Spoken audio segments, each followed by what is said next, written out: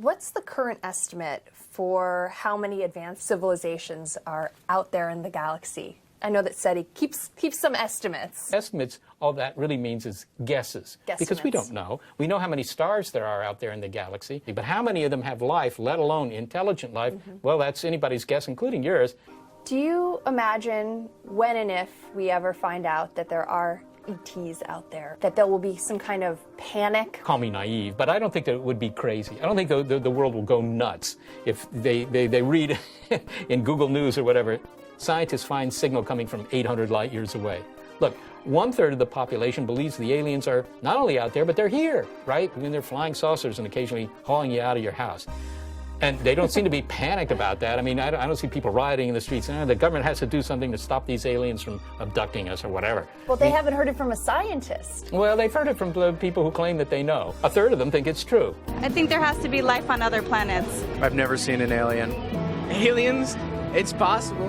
All right, polls have shown that. The belief that the aliens are here is a very widespread belief.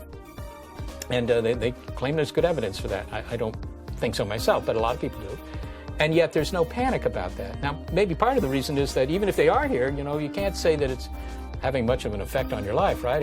Did you worry about it this morning when you got up? God, they're aliens. I better not fly anywhere because who knows? That's what I think about every morning. Do you? Well, see, you're one of the few. Having them here would be far more influential on your life than finding them 500 or 1,000 light years away. So I don't think that there would be any panic. People would just want to know, gosh, they found this signal. Well, where is it coming from? And are they saying anything we can understand and that sort of thing? Dr. Stephen Hawking has said we shouldn't try to contact these extraterrestrials, even if they are out there, because it's a dangerous thing to do. What do you think about that? Well, I mean, what Hawking is saying is that, look, whenever you had a more technically advanced society meeting a less technically advanced society, the less technically advanced society loses. They lose. Well, yes, they lose. Look, if you find a signal, a lot of people are going to say, let's talk back. Let's send them a message. Hi, hey, look, we just found your signal, and we're the Earthlings, and, we want to join the Galactic Club. Now, SETI isn't about people visiting us. We're not, hey, you aliens, come to Earth because we've got all these used cars we want to sell you or whatever. And he's maybe saying that maybe you oughtn't to do that because you don't know what these guys are like. I mean, you don't. And you can say, well, any really advanced society would be peaceful. But how do you know that? You don't really know that. You're just hoping. So in a sense, that sort of makes sense, except that we've already been broadcasting. We've been broadcasting for 50, 75 years into space. Our television, our radars, FM radio, all that has been going into space.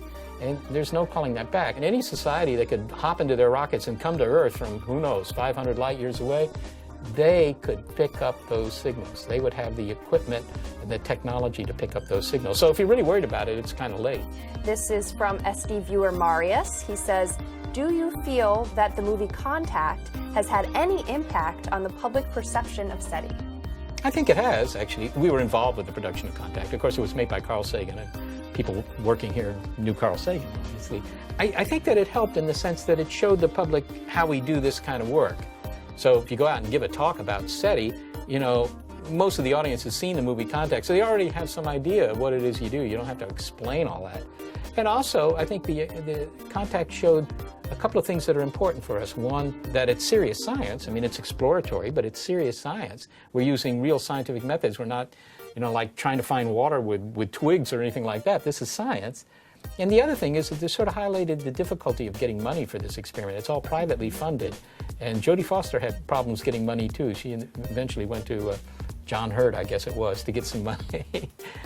All of that's pretty realistic, and maybe it helps. Is there any way for our viewers to get involved if they're maybe amateur astronomers or alien hunters? Go to the SETI Institute website and just, tool around the site. That's SETI.org. We have an event coming up in August called SETI Con, and anybody who's familiar with the kind of cons that are held for sci-fi fans and so forth, it's going to be similar to that, except it's going to be science, and some of the media will have some of the people from Star Trek, the various incarnations of Star Trek, and we'll have sci-fi writers and so forth and so on. And lots of people in costume. I don't know aliens. about costumes. No? Well, I hope they'll at least some of them will put on a tie, if you consider that a costume. We'll also have a new program that we're developing called SETI Quest. You can just Google it. in which they can actually reduce some of the data that we collect. And look at it with their eyes and decide, is there something interesting there? Or even help us write some software that'll help us find signals. Oh, nice. Maybe an iPhone app.